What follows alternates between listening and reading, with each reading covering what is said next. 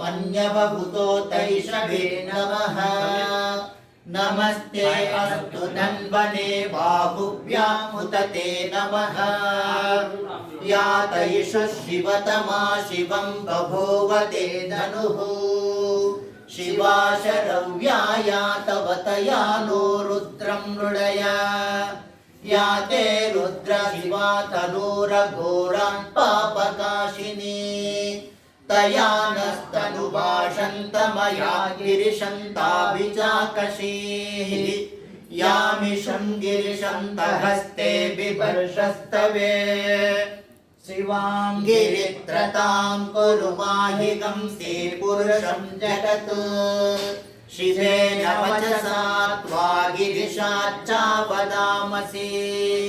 यथा नः सर्वमिज्जगदयक्षकं सुमना असत्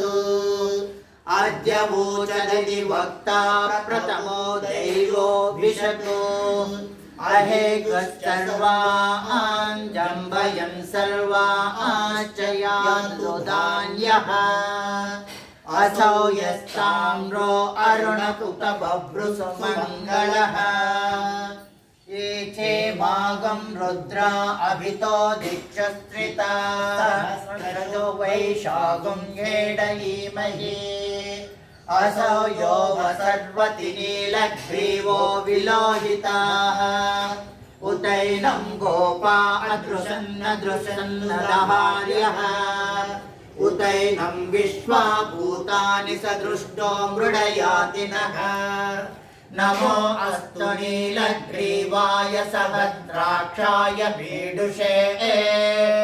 अथो ये अस्य सत्त्वानो अम्बेभ्यो नमः प्रमुच्य धन्वनस्त्वमुभयोरान्नियोज्याम्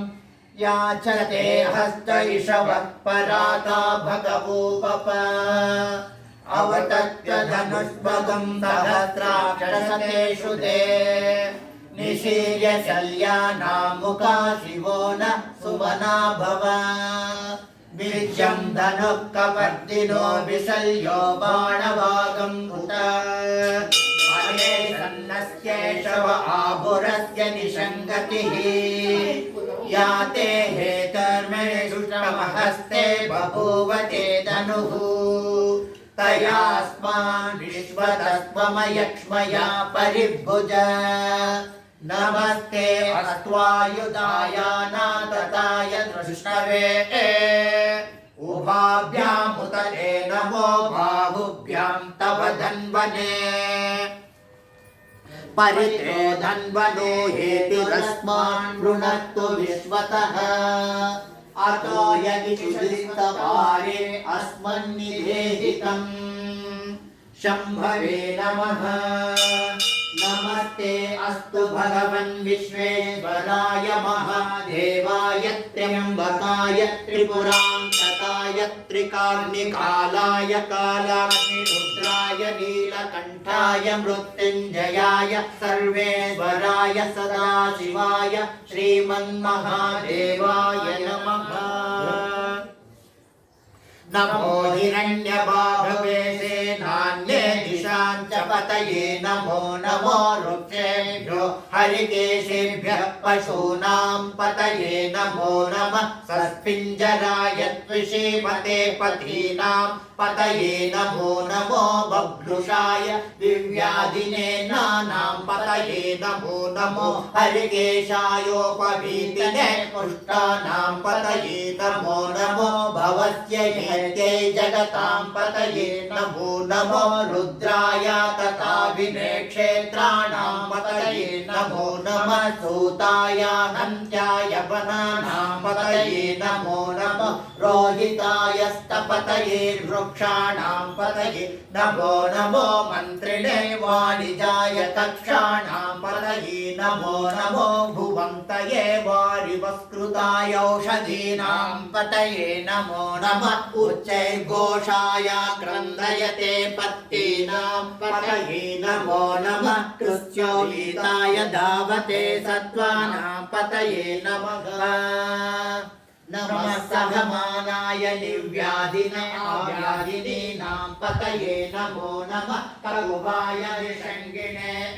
तेनानां पतये नमो नमो निषङ्गिणे श्रीमते तस्कराणां पतये नमो नमो वञ्चते परिवञ्चते सायूनां पतये नमो नमो विचेरवे परिचरायारण्यानां पतये नमो नमः कृतादिभ्यो जिषकिं सद्भ्यो मुष्टतां पतये नमो नमः श्रीमद्भ्यो नक्तरञ्चरद्भ्यो प्रकृतानां पतये नमो नमः उष्णेषिणे गिरिचराय कुलञ्चानां पतये नमो नमः शिशुमद्भ्यो धन्वाविभ्यश्च वो नमो नमः आसन्वानेभ्यः सतिदानेभ्यश्च वो नमो नमः आयुष्यद्भ्यो विदुषभ्यश्च वो नमो नमः सद्भ्यो विद्यद्भ्यश्च वो नमो नमः आसीनेभ्यश्च यानेभ्यश्च वो नमो नमः सपद्भ्यो जाग्रद्भ्यश्च वो नमो नमः तिष्ठद्भ्यो दावद्भ्यश्च वो नमो नमः सभाभ्यः सभापतिभ्यश्च वो नमो नमः अश्वेभ्यो अश्वपतिभ्यश्च वो नमः नम आव्याधिनेभ्यो विविज्यन्तिभ्यश्च वो नमो नमो उगणाभ्यस्त्रिगृह्णतिभ्यश्च वो नमो नमो गृह्सेभ्यो गृह्सपतिभ्यश्च वो नमो नमो रातेभ्यो रातपतिभ्यश्च वो नमो नमो गणेभ्यो गणपतिभ्यश्च वो नमो नमो विरूपेभ्यो विश्वरूपेभ्यश्च वो नमो नमो महद्भ्यो कृष्णकेशयश्च वो नमो नमो रतिभ्यो रतिभ्यश्च वो नमो नमो रतेभ्यो रथपतिभ्यश्च वो नमो नमः सेनाभ्यः सेनानिभ्यश्च वो नमो नमः शत्रुभ्यो संग्रहीतृभ्यश्च वो नमो नमस्तभ्यो रताकारेभ्यश्च वो नमो नमः कुलालेभ्यः कर्मारेभ्यश्च वो नमो नमः पुञ्जिष्टेभ्यो निषादेभ्यश्च वो नमः इषुकृद्भ्यो नमः इषुकृद्भ्यो धन्वकृद्भ्यश्च वो नमो नमो मृगयुभ्यः स्वजिभ्यश्च वो नमो नमः स्वभ्यः स्वपतिभ्यश्च वो नमः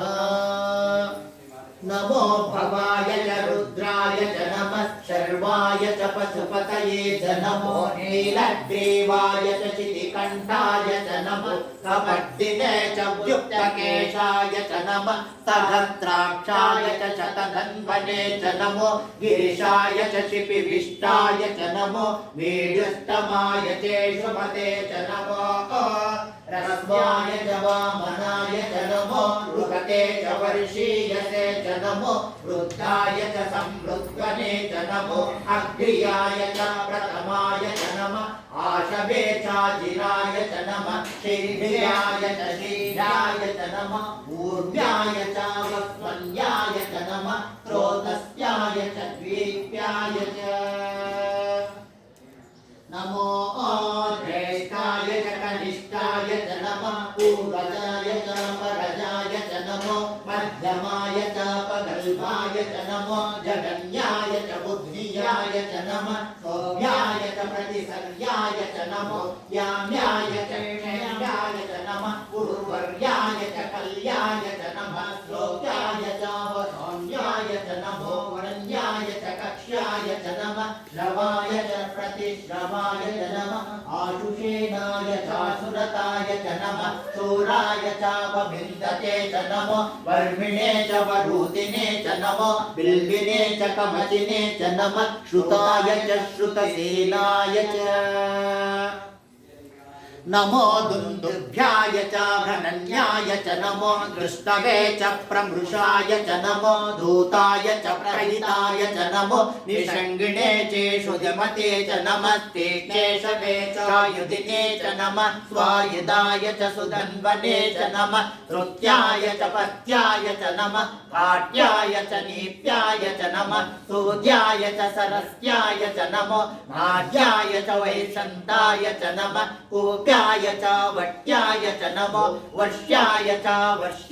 च नमो मेघ्याय च विद्युत्याय च नमः इंद्रियाय च तप्याय च नमो वाक्याय च रेष्म्याय च नमो वासव्याय च वासुपाय च नमः सोमाय च रुद्राय च नमस्ताम्राय च रुणाय च नमः संगाय च पशुपतये च नमः उग्राय च भीमाय च नमो अग्रेवदाय च नूनवदाय च नमो मन्त्रे च हनीयसे च नमो वृक्षेभ्यो हरिकेशेभ्यो नमस्काराय नमः सम्भवे च मयोभवे च नमः शङ्कराय च मयस्कराय च नमः शिवाय च शिवतराय च नमः ीर्याय च कुल्याय च नमः वार्याय च वार्याय च नमः प्रतरणाय चोत्तरणाय च नमः आतर्याय च लाद्याय च नमः षष्ठ्याय च फेन्याय च नमः श्रीगत्याय च प्रवर्याय च नमः हिरण्याय च प्रपत्याय च नमः तिर्यं शिलाय च क्षयणाय च नमः कपर्दिने च पुलस्तये च नमः गोष्ठ्याय च कृत्याय च नमः कल्पाय च गेयाय च नमः काट्याय च गुह्यरेष्ठाय च नमो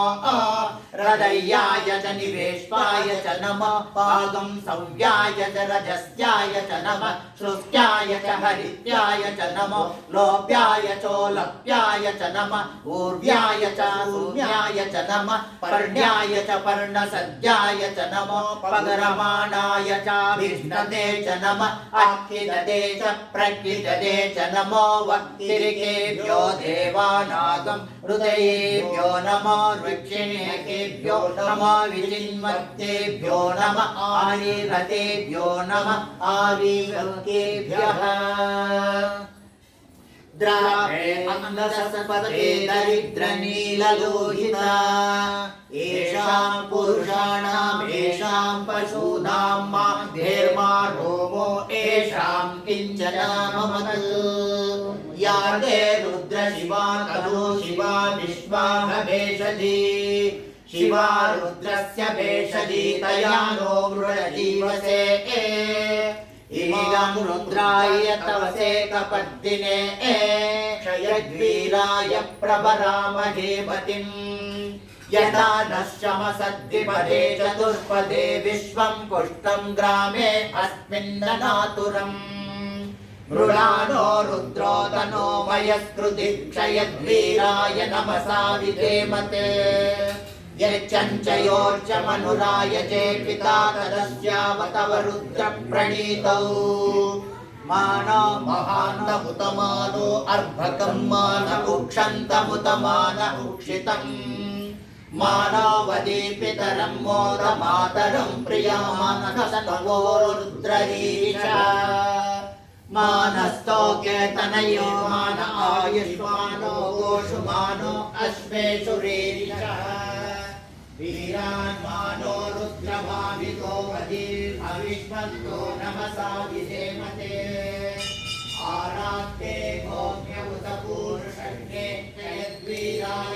नमस्ते ते अस्तु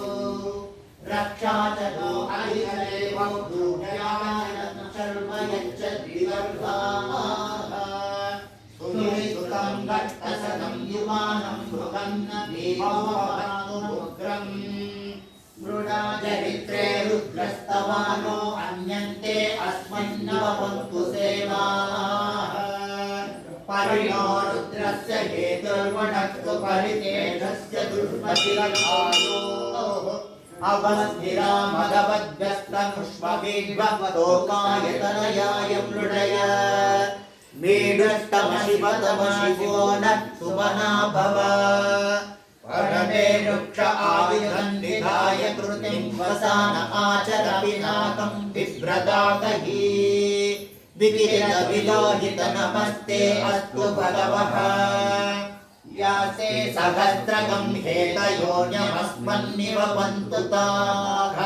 सहस्राणि सहस्रदा बाहुवोस्तव हेतयः तासां ईशानो भगवः पराजीनमुखाकृतिः